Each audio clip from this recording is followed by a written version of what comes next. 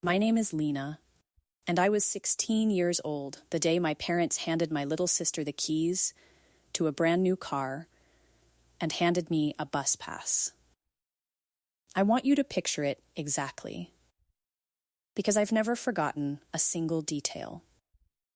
It was Chelsea's 16th birthday. My sister is 2 years younger than me, and our parents had been whispering and grinning for weeks. That morning, they led her out to the driveway with their hands over her eyes, and there it sat, a shiny silver hatchback with an enormous red bow on the hood, balloons tied to the side mirrors, the whole thing staged like a commercial.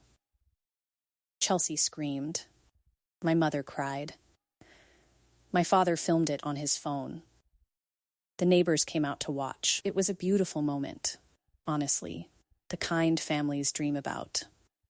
And I stood off to the side in the cold, holding the gift I'd been given 2 years earlier, on my own 16th birthday. A bus pass. A little laminated card for the Milwaukee County Transit System, handed to me across the kitchen table with a shrug, and the words I would hear, in one form or another. For my entire childhood, "You'll be fine, Lena, you're the responsible one." Same parents, same house, same 2 daughters. One got a car with a bow, one got a bus pass, and a pat on the head. And the math of that, the cold arithmetic of being told without anyone ever quite saying it out loud that you are worth less, that math wrote itself across my whole young life. Nobody announced it. Nobody ever sat me down and said, "We love your sister more." They didn't have to. The driveway said it. The bow said it. The warm car and the cold corner said it. Every single morning. More clearly than any words could have. But here's the thing nobody in that driveway noticed. Because nobody was ever really looking at me. My grandfather was there that morning, and sometime while everyone was screaming over the car, he slipped a folded piece of paper into the front pocket of my school bag, where I wouldn't find it until later. I still have that note. I have carried it for almost 30 years. And it is, without any competition, the single most valuable thing anyone has ever given me, worth more than any car, with a bow or without. Welcome to Composed Drama Stories, where the women everyone underestimated finally tell their side. If quiet strength and slow justice are your kind of evening, stay with me. Because the story of those 2 birthday gifts did not end the way my parents thought it would. They believed they were handing my sister a head start, and handing me a lesson in knowing my place. What they actually did, though it would take 25 years to come fully due, was hand my sister a beautiful trap, and hand me, by accident, through the love of one old man who drove a city bus for 38 years. The only thing that ever really mattered. I'm going to take you to a kitchen table 25 years later, where my mother sat across from me and asked me for help, and said something that finally let me show her the note and watched her own father's handwriting break her wide open. But that ending only means anything if you understand the cold bus stops and the warm silver car and the 6 years of Sundays that came first. So let me take you back. I grew up on the south side of Milwaukee, in a tidy little house with aluminum siding and a 2-car garage that, after that birthday, never had room for a bus. My parents, Donna and Gary, were not cruel people. I want to say that clearly, because the truth is more uncomfortable than cruelty. Cruelty you can point to. What my parents did was softer and stranger and harder to name. They simply loved my sister more, and they let that preference run their decisions for 2 decades. And they told themselves a story the entire time that made it all sound fair. The story was that I was the responsible one, and Chelsea was the one who needed help. And like most family stories, it was half true, which is what made it so effective. I was responsible because I had to be. From the time I was small, I understood that I was the daughter the system ran on. I got good grades because no one was going to swoop in if I didn't. I got my own breakfast, did my own laundry, walked myself to things, because that was simply the climate I lived in. And every time I handled something myself, the story got a little stronger, see? Lena's fine. Lena doesn't need anything. Lena's the responsible one. My competence became the very reason I was given less. I had made the fatal mistake, as a child, of not falling apart, and so I got treated like someone who never needed catching. Chelsea, meanwhile, was the one who needed help, which in practice meant she was the one who got everything. Chelsea struggled in school, so Chelsea got the tutors and the gentle talks and the extensions and the celebration when she scraped by. Chelsea was emotional, so Chelsea's feelings set the temperature of the whole house. Chelsea wanted, and Chelsea received, and somewhere along the way, needing help curdled into simply being given things. Because giving Chelsea things was how my parents loved her, and how they kept the peace, and how they avoided the discomfort of ever telling her no. I could give you 100 small examples, and it's the accumulation that does the damage, not any single one. When we were kids, Chelsea and I both wanted to do dance. And they could only swing one, so Chelsea danced. And I was told it wasn't really my thing anyway. A thing nobody had ever asked me. At Christmas, the math was always quietly visible, if you knew to look.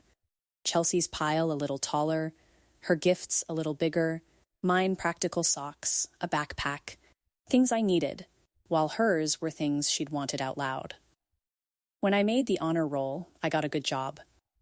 Lena between bites of dinner. When Chelsea passed a class she'd been failing, we went out to celebrate. I learned to stop bringing my report cards to the table.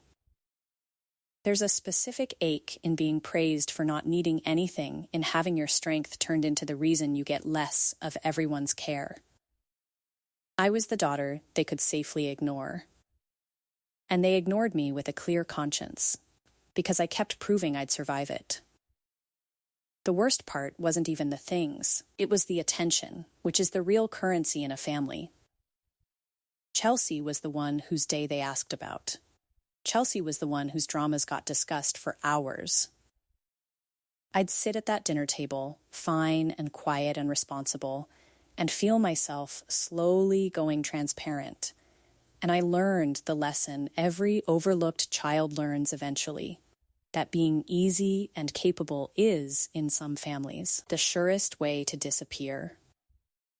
So when the birthdays came, the gifts just made visible what had always been invisibly true.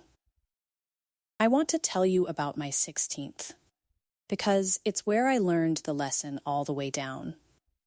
I had not expected a car, exactly, but I'd let myself hope, the way kids do, that turning 16 would come with something, some acknowledgement that I was growing up, that I mattered.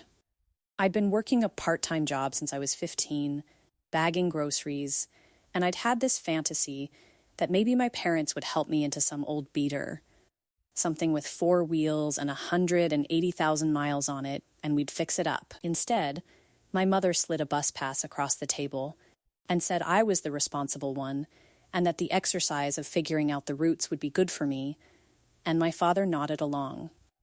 And that was it. No car. Not even the conversation about a car. Just a laminated card and the clear, quiet message that for me, the bar was lower. Because I was worth a smaller investment. And then 2 years later, I watched them buy Chelsea a brand new car with a bow on it, and I understood that the money's tight of my 16th had never been about money at all. The money was there. It had always been there. It just flowed toward the daughter they'd decided to pour it into.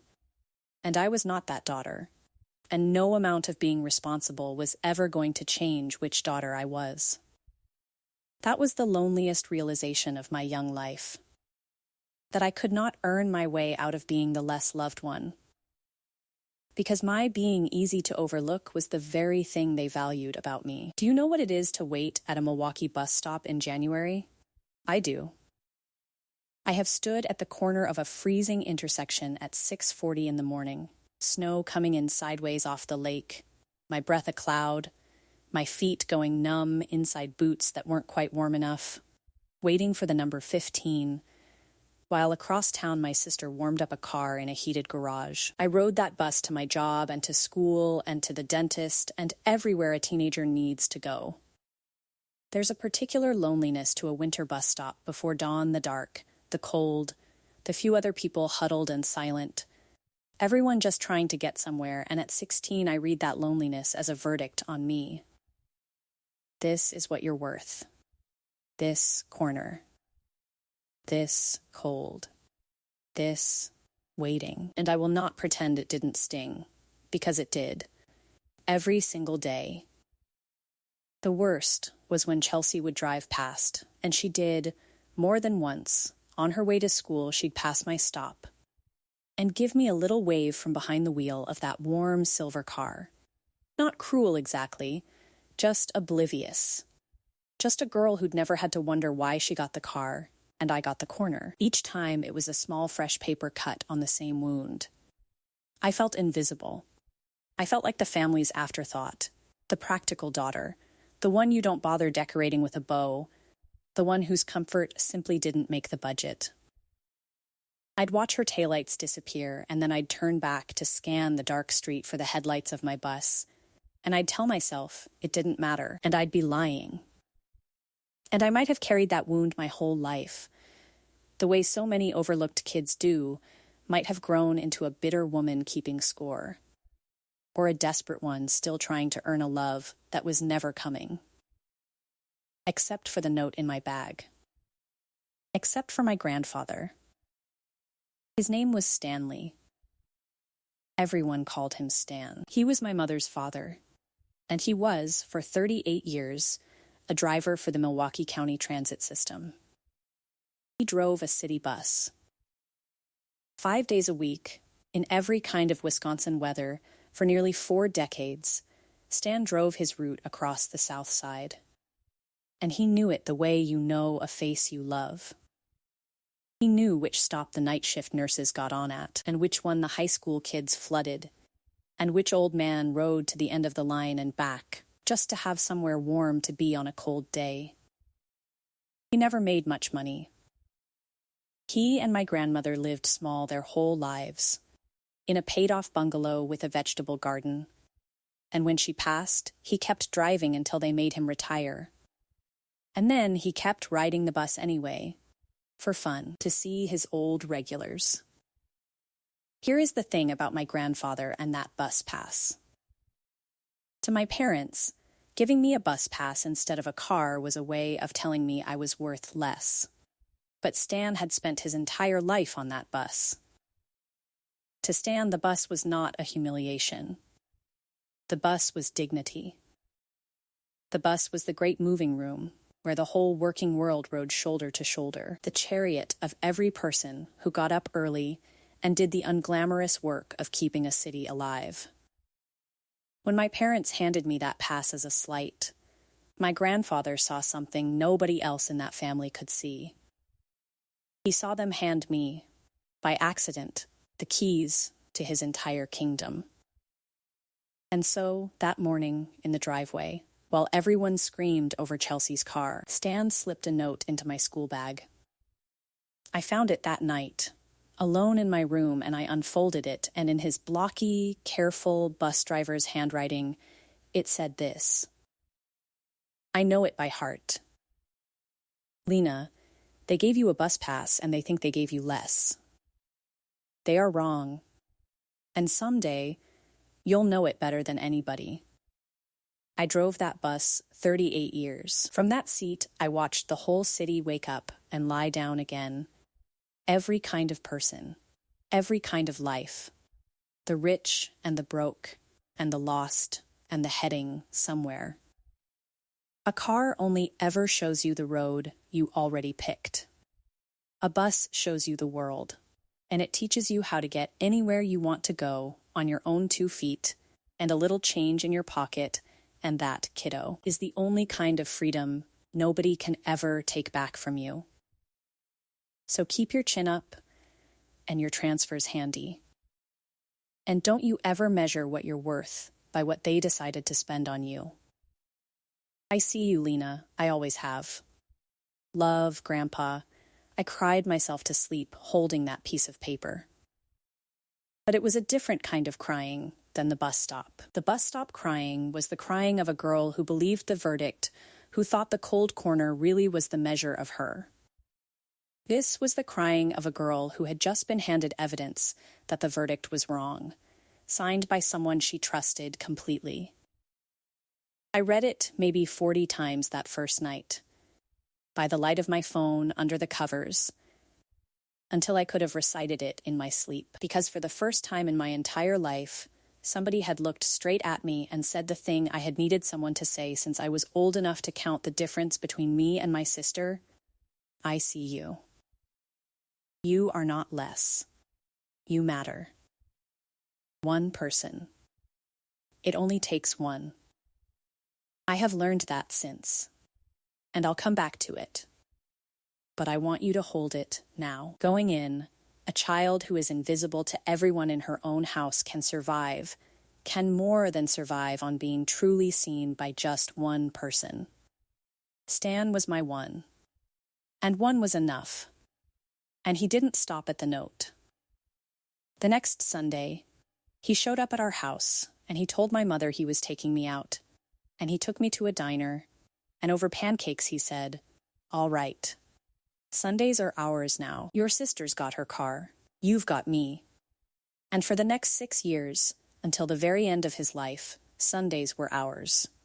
Rain, snow, holidays, didn't matter. Stan would be on the porch at 9, jingling his exact change, ready to go. He never once canceled on me. Not one Sunday in 6 years.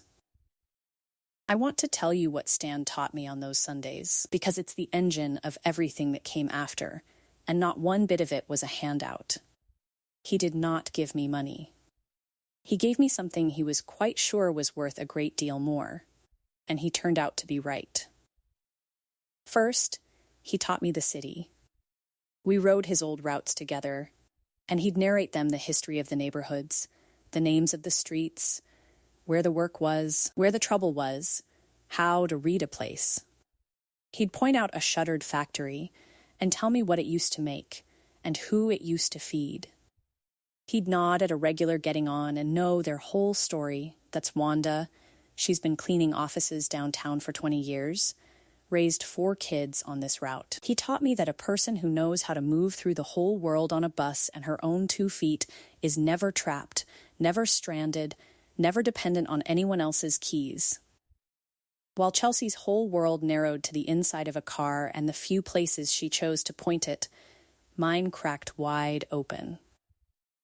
I knew Milwaukee like the back of my hand by the time I was 20. I was never once stuck anywhere in my life.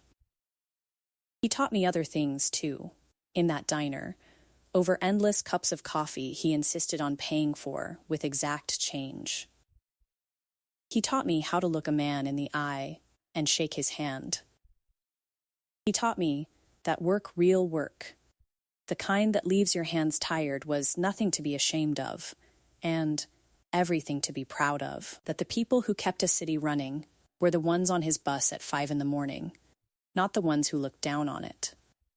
He told me stories about my grandmother, and about my mother as a little girl, before whatever had hardened in her. And he never once said an unkind word about Donna to me, but he'd get a sadness in his face sometimes, and squeeze my hand, and say, "Your mom's doing the best she knows how, kiddo. It's just that her best has a blind spot, and you're standing in it. That's not your fault, and it's not yours to fix." It took me 20 years to understand how much wisdom was in that sentence. And second, this is the big one. Stan taught me what he called the trick. Stan had never earned more than a modest bus driver's wage, and yet he'd retired with his house paid off, and money in the bank, and not a dollar of debt to his name. And he wanted me to know how. "It's not a secret, Lena," he'd say, stirring his coffee. "It's just patience that nobody has. You spend less than you make.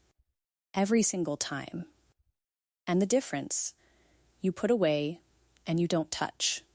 And you let it sit and grow, and time does the heavy lifting." He showed me, on a paper napkin, how a small amount saved young and left alone becomes a large amount later, how money you don't spend doesn't just sit there. It works for you, quietly, while you sleep, year after year. He called it the trick because, he said, the whole world acts like it's impossible, and it isn't. It's just boring and slow, and boring and slow is exactly what most people can't stand. And here is the quiet, beautiful irony that my parents never saw coming. The bus pass the gift meant to mark me as the lesser daughter saved me a fortune. Think about what a car actually costs a teenager, beyond the sticker price everyone screams over in the driveway. The insurance, which for a 16-year-old is brutal, the gas. Every week. The oil changes, the tires, the brakes, the surprise repairs, the parking, the first fender bender. A car is a hole in the bottom of a bucket that you pour money into for as long as you own it. Chelsea's silver car cost our parents the purchase price. And then it kept costing, month after month, year after year. And then it cost them a newer one when she got bored, and another after that. And me? I had none of it. No payment, no insurance, no gas, no repairs, just a transit pass that cost a fraction of any of it and took me everywhere I needed to go. So while my sister's gift quietly drained money every single month, mine quietly freed it up. I bagged groceries, and later I waited tables, and I lived on Stan's trick spend less than you make every time, and put the difference where you can't touch it, and because I had no car eating my money, there was always a difference to put away. By 19, the supposedly less loved daughter with the bus pass had more saved than my sister has had at any single moment of her entire life. The thing they handed me to make me small was, every month, in the dark, while nobody was looking, quietly making me free. They could not have given me a better head start if they'd tried, and the whole point is that they weren't trying. They thought they were doing the opposite. That's the part that still makes me shake my head and smile. The best financial decision of my life was made for me. By accident. By two people who meant it as a slight. Stan died when I was 22. A heart attack, fast, in his garden, on a summer morning, which is exactly how he'd have wanted to go if you'd asked him, boots on, tomatoes in, no fuss. I have never been so gutted in my life, before or since. He was the one person who saw me, and losing him felt like losing the only mirror I'd ever had that showed me as something other than the afterthought. For a while after, I was unmoored. I'd get on the bus and half expect him to be in the driver's seat, or in his usual spot 3 rows back, and the empty seat would knock the wind out of me.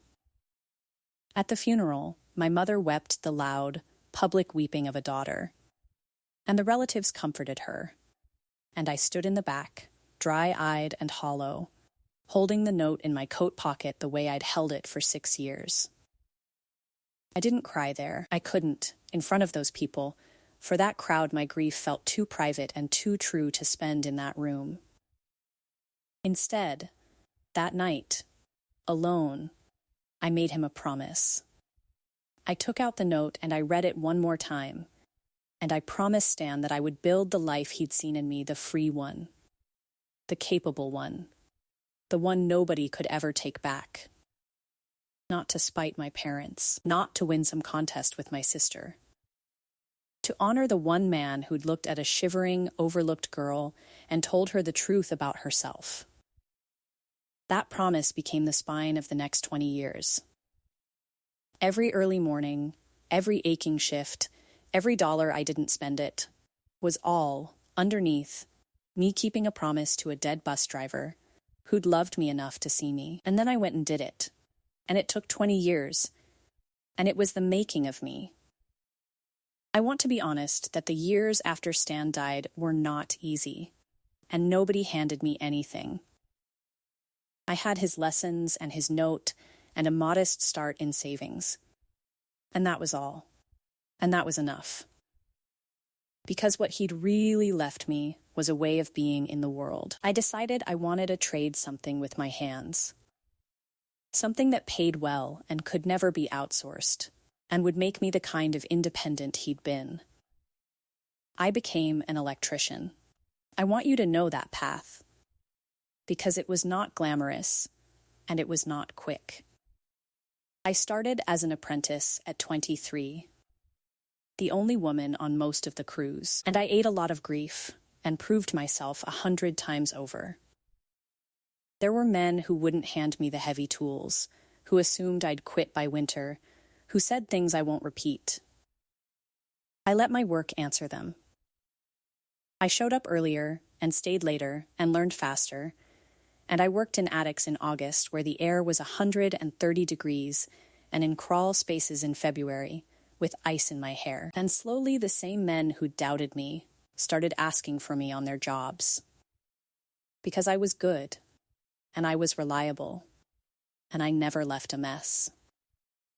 I studied for my licenses at night at a kitchen table, dead tired, my hands cramping from the day. It took years to climb from apprentice to journeyman, to master electrician years of early alarms and aching shoulders and small steady raises, and I loved almost every minute of it. Because every single day I was becoming more exactly the woman Stan had seen in his granddaughter at 16. Capable, skilled, free, beholden to no one. And the whole time, I lived on the trick. While the other apprentices financed trucks they couldn't afford and lived paycheck to paycheck, I drove a sensible used pickup I'd paid cash for, and I banked the difference every month, and I didn't touch it.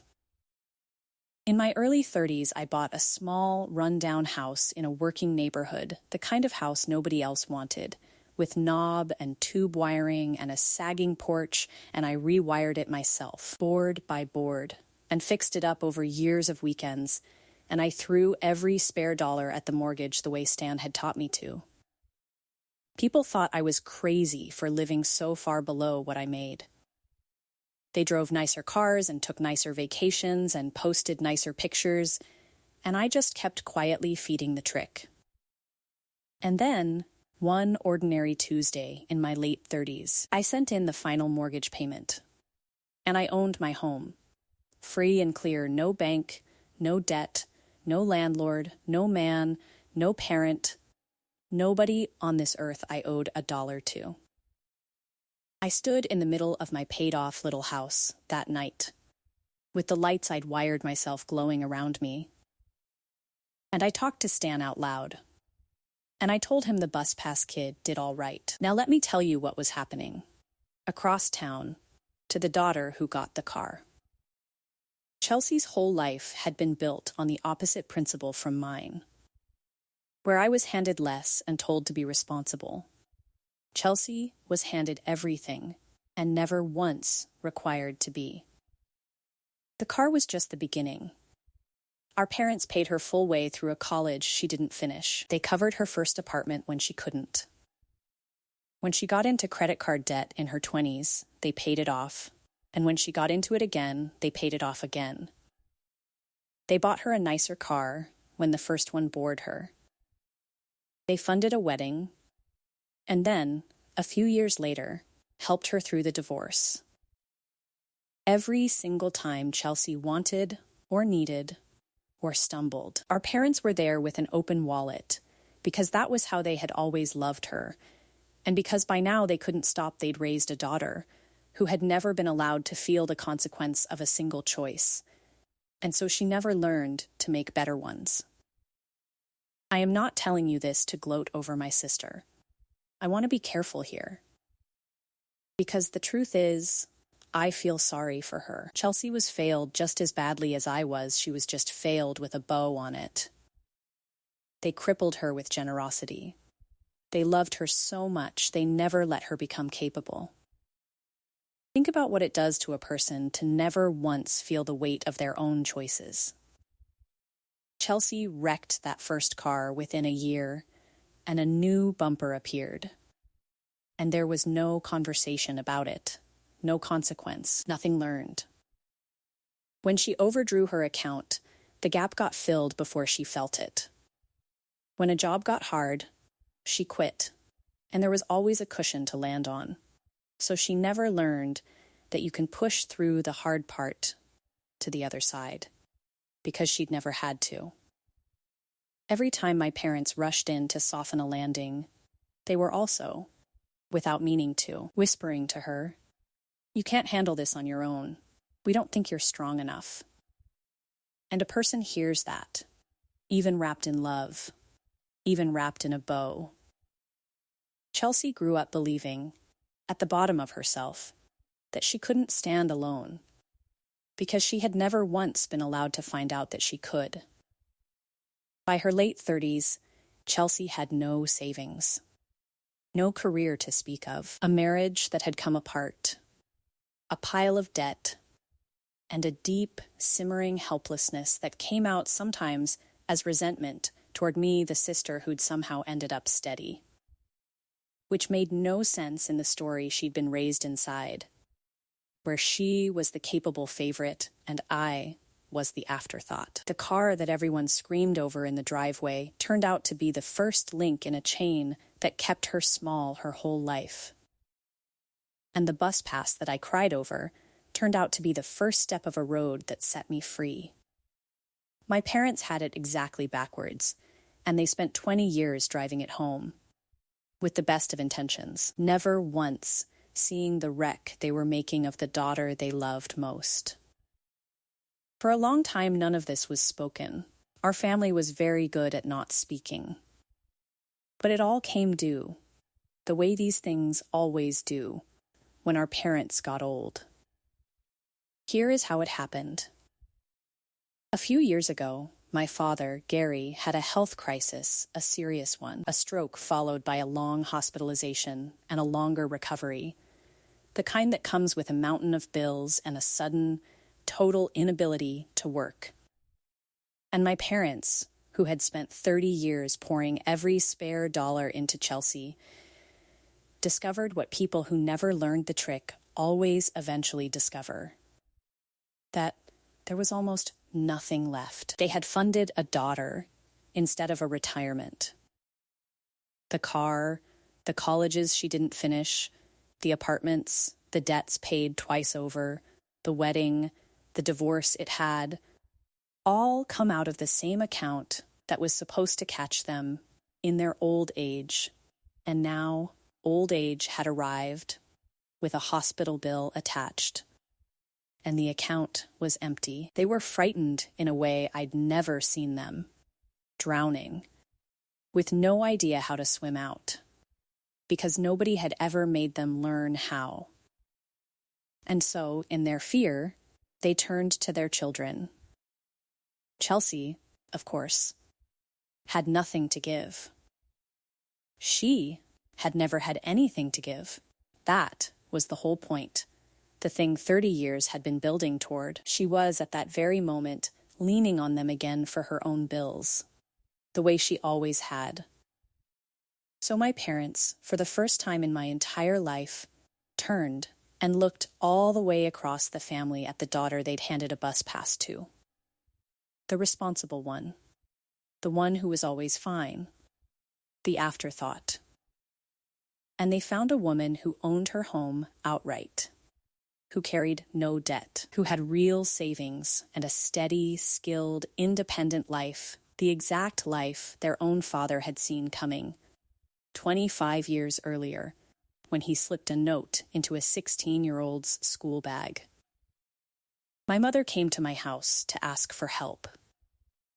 And I want to tell you about that afternoon, because it was the reckoning. and it did not look like any reckoning you'd ever script. She sat at my kitchen table, my paid-off kitchen table in my paid-off house, and she was nervous and proud and ashamed all at once. And she asked, haltingly, if I might be able to help them through this rough patch.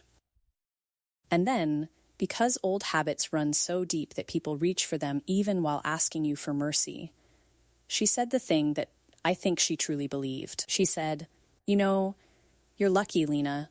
It was easier for you. You never had a family pulling at you. You never had Chelsea's troubles. You got to just think about yourself all these years. Chelsea never caught the breaks you did. Chelsea never caught the breaks I did." Said to me, in my own house, by the woman who'd bought Chelsea a car and bought me a bus pass. I almost laughed, and then I felt the old wound. And then I felt something steadier underneath it, the thing Stan had built in me. And I understood that this was the moment. Not for revenge, for truth. Because my mother had spent her whole life telling herself a story, and she was about to ask me to fund the next chapter of it. And I was not going to do that without her hearing. Just once. The real one. I did not yell. I did not drag out 30 years of grievances. I went to the drawer where I keep the things that matter, and I took out a folded, soft, worn-out piece of paper that I have carried since I was 16 years old, and I set it on the table in front of my mother. And I said, "Before we talk about money, I need you to read something. Your father wrote it. He put it in my school bag the day you all bought Chelsea her car." My mother looked at it, confused, and then she recognized the handwriting, and something flickered across her face, because you don't forget your own father's hand. She unfolded it slowly. And I watched her read the words Stan had written to the granddaughter she'd decided was worth a bus pass. They gave you a bus pass and they think they gave you less. They are wrong. Don't ever measure what you're worth by what they decided to spend on you. I see you. I always have. I watched it land, line by line. I watched my mother realize that her own father, the man she'd buried, the man she'd wept over so loudly at that funeral, had seen, all those years ago, exactly what she was doing to her child. That he'd stood in that driveway and watched her hand one daughter a car and the other a message, and that, being unable to stop her and unwilling to let me believe what they were telling me, he had quietly made himself the one person who told me I mattered. He had been waging a gentle, secret war for my soul against his own daughter for 6 years, and he had won it. And she had never even known there was a war. I watched 30 years of her story crack straight down the middle. The "you were lucky, it was easier for you" died in her throat. She put her hand over her mouth. Her eyes filled, because there it was, in her father's own careful hand, the truth she had spent 3 decades not seeing, that it had never once been easier for me, that I had simply been loved, fiercely and completely, by one person, enough to be told I could build a life, and had then spent 20 years building it, in the cold, on the bus, with my own 2 hands, while they poured everything they had into the daughter they were quietly crippling with bows. She cried then, real crying, not the performance she'd wept at the funeral, the other kind, the kind that comes from a place finally cracking open after years sealed shut. And through it she said, "I didn't know, I didn't see it. I didn't see you." And I reached across my own paid-off kitchen table and I took her hand. Because Stan didn't raise a cruel woman either. And I said, gently, "I know, Mom, that was always the whole problem. You didn't see me. But he did, and it turned out that was enough. Here is what I did, and I tell you so you know who Stan made me. I helped them. Not the way they'd helped Chelsea, not an open wallet that fixes nothing and teaches nothing and quietly says you can't do this yourself. I helped them the way Stan would have. I sat down with my parents at that same kitchen table, and I put their finances flat in front of us. All of it. The real numbers they'd been too frightened to add up. And I went through it with them, line by line, the way Stan once went through a paper napkin with me. I covered what truly had to be covered, the medical bills that couldn't wait. The gap that was about to cost them the house, and then, instead of just handing over the rest, I helped them build a way to stand on their own again. What to cut, what to keep, how to make the little they had left start working for them instead of against them. I taught my 68-year-old mother the trick her own father had tried to live in front of her for 50 years. I did it without lording it over them, and without pretending it didn't mean what it meant. I helped them because they needed it, and because withholding it to punish them would have turned me into the very scorekeeper I'd spent my whole life refusing to become. And because Stan would have helped them, no question, and I am his more than I am theirs. But I helped them clear-eyed. Every dollar I was able to give existed only because of the gift they'd handed me to make me small. The reckoning wasn't me throwing that in their faces. The reckoning was the quiet, undeniable shape of the thing, sitting right there on the table between us. That the daughter they'd invested everything in had nothing. And the daughter they'd shortchanged had enough to save them all. And that the distance between those two outcomes was not luck and was not an accident. It was a bus pass. It was an old man who drove that bus for 38 years. It was a note in a school bag and a girl who believed it. Let me tell you where everyone landed, because the justice in this story was slow and quiet and complete.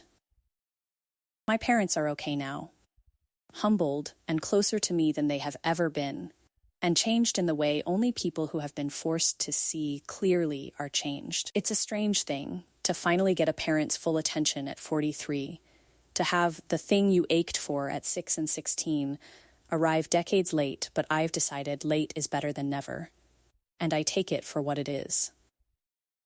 My mother keeps Stan's note. I had a copy made for her, because I will never let the original out of my own hands, and she keeps it in her own drawer now, and I think she reads it more than I do. I think she's having a whole relationship with her late father through those few lines. A conversation 30 years overdue, and I've made my peace with the fact that some of her tears are for him, and some are for me, and some are for the years she can't get back. My father has never once, since that afternoon, called me the responsible one in the old dismissive way.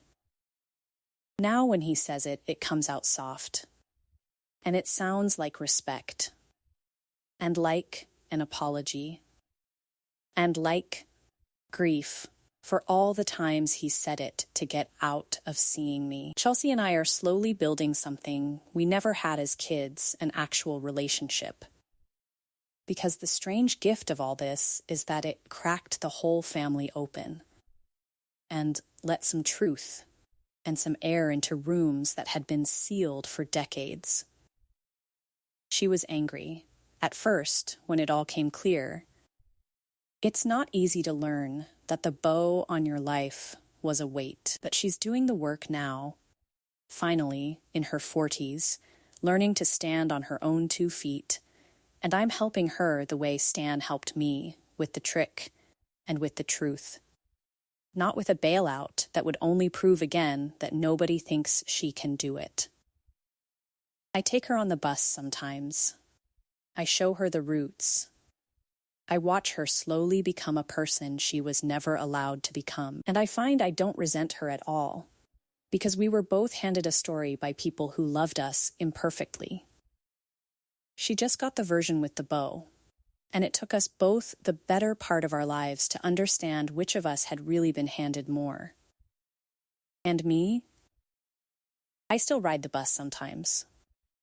I don't have to, I've got the truck. I could drive anywhere but some Sundays. I'll catch the number 15 down Stan's old route, just to sit in that great moving room full of the whole working world, the night nurses and the dishwashers, and the kids and the old men riding to the end of the line and back. I watch the city wake up the way he taught me to, and I feel him in the seat beside me as plain as anything. His note lives in my wallet now, soft as cloth, the creases worn nearly through from 30 years of folding. I'll never need to read it again. I've had it by heart since I was 16. But I keep it where I can put my fingers on it. Because it is, and always will be, the truest thing anybody ever gave me. So here is what I learned on a freezing bus stop, and in a diner over pancakes, and at a paid-off kitchen table, and I'll give it to you the way Stan gave it to me. Do not ever measure what you are worth by what the people who undervalued you decided to spend on you. That number tells you everything about them and nothing about you. My parents thought a bus pass was a measure of my value. It was only ever a measure of their vision, which was poor and narrow and had a blind spot shaped exactly like their older daughter. The people who hand you less are not telling you who you are. They are telling you who they are, what they can see, what they can't, where their love runs short. Hand that judgment back to them. It was never yours to carry. And here's the harder, stranger truth. The one I needed Stan to teach me, and that the whole world gets backwards. More given to make you small can ruin you, and less given with love can set you free. My sister's car was a cage with a bow on it.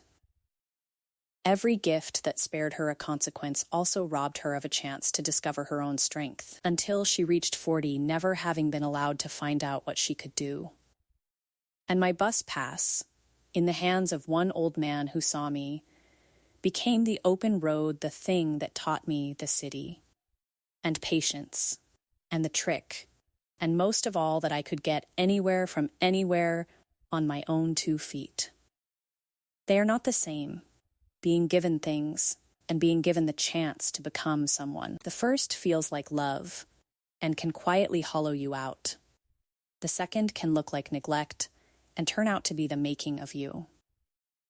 Be careful which one you're grateful for. Be careful which one you hand your own children. And the last thing, the thing I most want you to carry out of this, if you carry nothing else.